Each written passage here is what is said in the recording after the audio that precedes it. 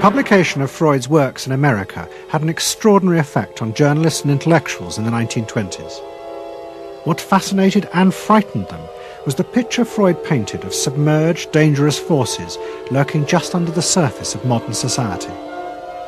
Forces that could erupt easily to produce the frenzied mob which had the power to destroy even governments.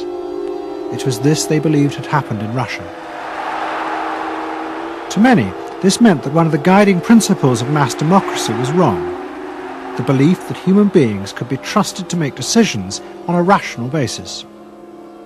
The leading political writer, Walter Lippmann, argued that if human beings were in reality driven by unconscious, irrational forces, then it was necessary to rethink democracy. What was needed was a new elite who could manage what he called the bewildered herd.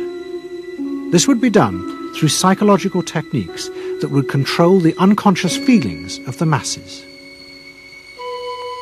So here you have Walter Lippmann, probably the most influential political thinker in the United States, who is essentially saying that the basic mechanism of the mass mind is unreason, is irrationality, is animality. He believes that the mob in the street, which is how he sees ordinary people, are people who are driven not by their minds but by their spinal cords. The notion of kind of animal drives, unconscious instinctual drives lurking beneath the surface of civilization. And so they started looking towards psychological science as a way of understanding the mechanisms by which the popular mind works, specifically with the goal of figuring out how to understand how to apply those mechanisms to strategies for social control. Edward Bernays was fascinated by Lippmann's arguments and also saw a way to promote himself by using them. In the 1920s, he began to write a series of books which argued that he had developed the very techniques Lippmann was calling for. By stimulating people's inner desires and then sating them with consumer products, he was creating a new way to manage the irrational force of the masses. He called it the engineering of consent. Democracy, to my father, was a wonderful concept, but I don't think he felt that all those publics out there had reliable judgment, and that they very easily might vote for the wrong man or want the wrong thing, so that they had to be guided from above. It's enlightened despotism in a sense.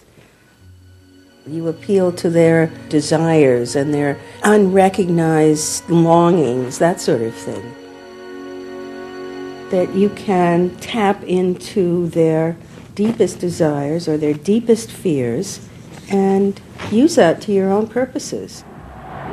And then, in 1928, a president came to power who agreed with Bernays. President Hoover was the first politician to articulate the idea that consumerism had become the central motor of American life. After his election, he told a group of advertisers and public relations men, "You have taken over the job of creating desire and have transformed people into constantly moving happiness machines. Machines which have become the key to economic progress." What was beginning to emerge in the 1920s was a new idea of how to run mass democracy. At its heart was the consuming self, which not only made the economy work, but was happy and docile, and so created a stable society. Both Bernays and Lippmann's concept of managing the masses takes the idea of democracy and it turns it into a palliative. It turns it into giving people some kind of feel-good medication that will respond to an immediate pain or an immediate yearning, but will not alter the objective circumstances one iota. I mean, democracy really, the idea of democracy at its heart was about changing the relations of power that had governed the world for so long. And Bernays' concept of democracy was one of maintaining the relations of power, even if it meant that one needed to sort of stimulate the psychological lives of the public. And in fact, in his mind, that was what was necessary.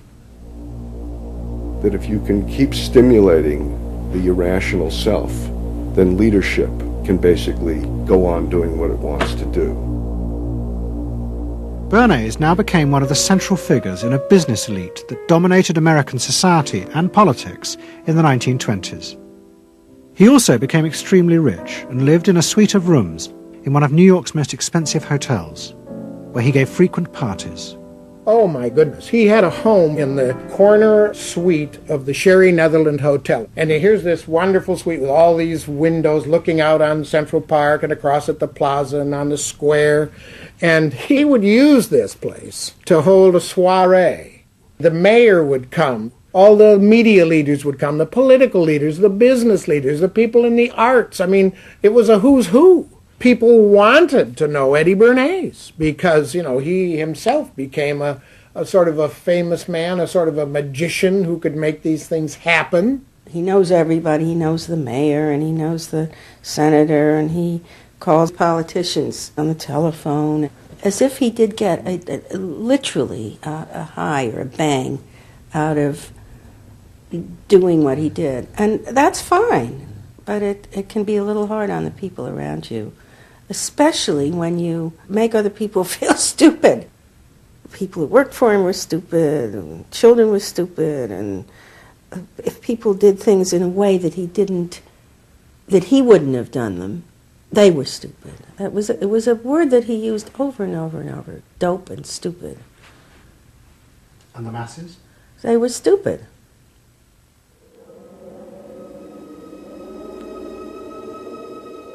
But Bernays' power was about to be destroyed dramatically, and by a type of human irrationality he could do nothing to control. At the end of October 1929, Bernays organised a huge national event to celebrate the 50th anniversary of the invention of the light bulb. President Hoover, the leaders of major corporations, and bankers like John D. Rockefeller were all summoned by Bernays to celebrate the power of American business. But even as they gathered, news came through that shares on the New York Stock Exchange were beginning to fall catastrophically. Throughout the 1920s, speculators had borrowed billions of dollars. The banks had promoted the idea that this was a new era where market crashes were a thing of the past. But they were wrong. What was about to happen was the biggest stock market crash in history.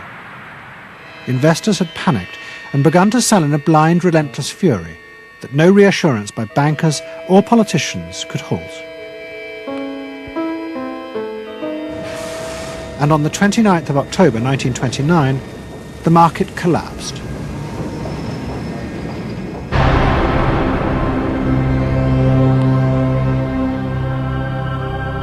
The effect of the crash on the American economy was disastrous. Faced with recession and unemployment, millions of American workers stopped buying goods they didn't need. The consumer boom that Bernays had done so much to engineer disappeared, and he and the profession of public relations fell from favour. Bernays' brief moment of power seemed to be over.